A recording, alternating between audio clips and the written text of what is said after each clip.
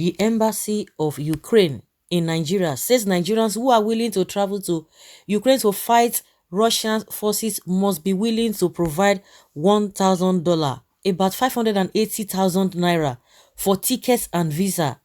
The embassy stated this when scores of Nigerian men converged on its premises in Abuja on Thursday to express their readiness to join the Ukrainian side. In an interview with The Punch, the second secretary at the Ukrainian embassy in Nigeria, Boda Sauce, confirmed that $1,000 would be needed by Nigerian volunteers.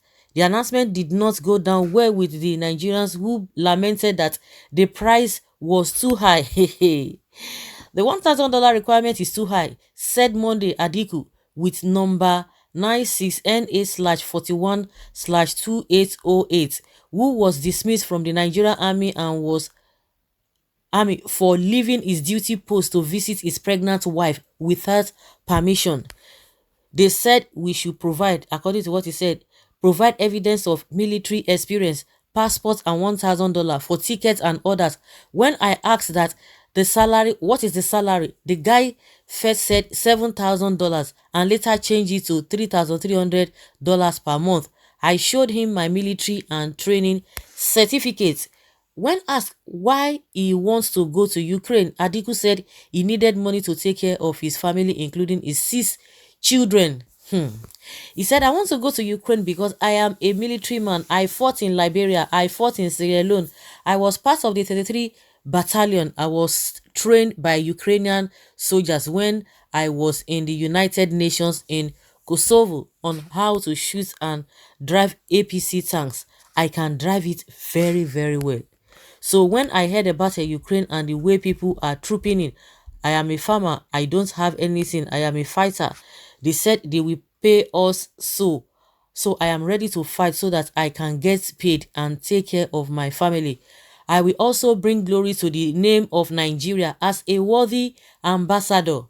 Adiku, who was accompanied by other dismissed soldiers, said they were not afraid of Russian forces, saying, we are not scared. It was David that killed Goliath with only a tool. So I believe my going to Ukraine will give them victory.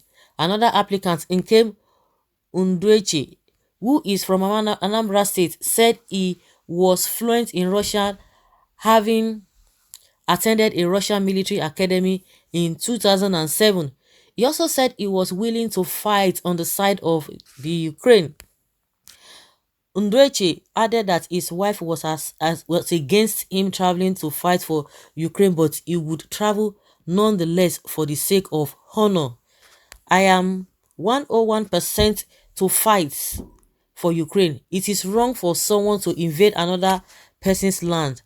That is what Putin is doing, and we want to defend Ukraine. I was in the military academy in Russia. I have what it takes. I even served the Nigerian army briefly too, he said. Speaking on the issue, the second secretary at the Ukrainian embassy in Nigeria, Bodan Saltz, noted that it would be difficult for Nigerians to travel to Ukraine now since the airspace had been shut due to the war. He said since Nigeria needed visas to visit Romania and Poland, it will be difficult for them to use the land borders. It is normal practice when people want to volunteer and join the army and another country. It is a normal international practice. Of course, for us, it is an expression of support which we really appreciate. For now, no one has gone. We have received hundreds of applications from people who said they are willing. We have sent lists to the government, but I cannot tell you what will happen next. In this particular case, you cannot fly to Ukraine. The only way you can fly is to the countries that borders Ukraine. All these countries are part of the EU, and Nigerians will need visa to visit these countries. So it is a big obstacle. You cannot fly directly to Ukraine. You will have to go to Poland or Hungary, Salt said. The diplomat said Ukraine was not recruiting mercenaries but volunteers. He therefore advised Nigerians not to focus on the money. He, however, promised that Nigerian volunteers would be paid the same as Ukrainian soldiers. If a person wants to fight for Ukraine or any other countries, only volunteers can do it. If Ukraine pays these people, they will be mercenaries and it violates international law. Yeah, it violates international law. In general, when a person joins another country's army, they pay the normal price that their soldiers are paid. This is how it works across the world.